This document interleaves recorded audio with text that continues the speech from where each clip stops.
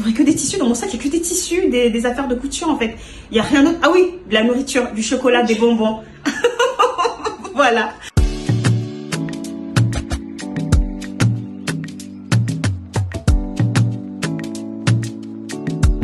Moi, je suis un petit peu une touche à tout. J'ai pas de métier rêvé. À l'époque, j'ai été esthéticienne.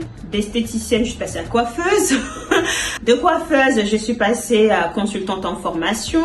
Enfin, j'ai fait beaucoup de métiers.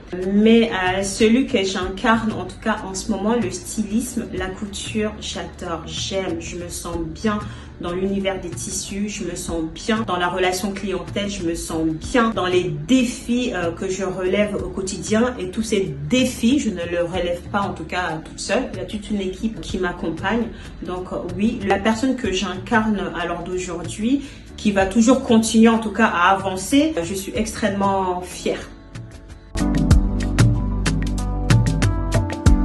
Le métier de consultante en formation, parce que maintenant on est nombreux au niveau de l'équipe et du coup être en capacité de réorganiser l'ensemble des tâches et d'avoir une vision globale de tout ce qui doit être fait et du résultat que je cherche forcément à obtenir au travers de ces différentes missions. Donc oui, c'est le consulting en formation, parce que quand on travaille seul, quand on monte des modules de formation, il faut être structuré, il faut avoir des connaissances et la gestion d'équipe, c'est quelque chose qui est extrêmement difficile. La gestion humaine, c'est très compliqué et donc ouais, j'ai apporté ce bagage-là, c'est comment valoriser le talent de chacun au sein de tout ce projet.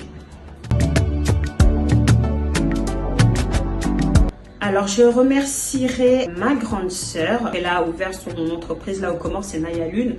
Ça a été la première femme, en tout cas parmi les sœurs, qui a commencé à entreprendre. Et celle qui m'a embarquée dans l'entrepreneuriat parce que j'ai passé mon temps à lui donner un coup de main, que ce soit au niveau de la coiffure, sur la gestion de l'équipe et tout le reste. Et Dieu sait à quel point c'était compliqué. Surtout travailler avec elle, c'était pas facile. Mais elle m'a montré qu'avec du caractère, quand on sait absolument ce que l'on veut, on se donne les moyens et on y va. Qu'importe ce qui arrive sur le terrain, on y va. Quand on retrouve ses manches et on se met en mode bonhomme, on fonce.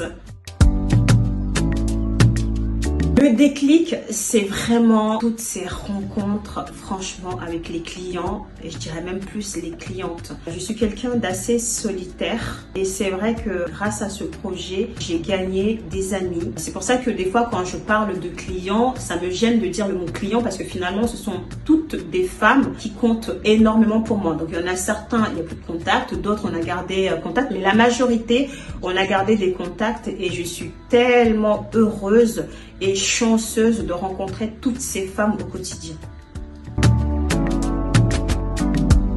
Je pense qu'on trouverait des aiguilles, une paire de ciseaux, des épingles.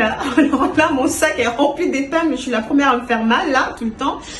On trouverait un mètre.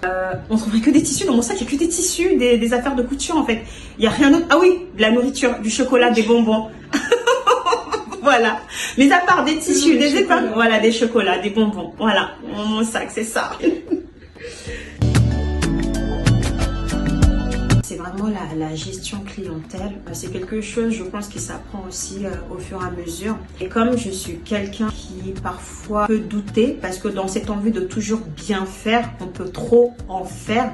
Et il faut savoir se canaliser. Et je suis dans ce processus, en tout cas, d'apprendre à davantage me canaliser, mieux valoriser cette approche clientèle. Bon voilà, la vie c'est un apprentissage. Et ces rencontres au quotidien avec les clients permettent de davantage structurer les choses.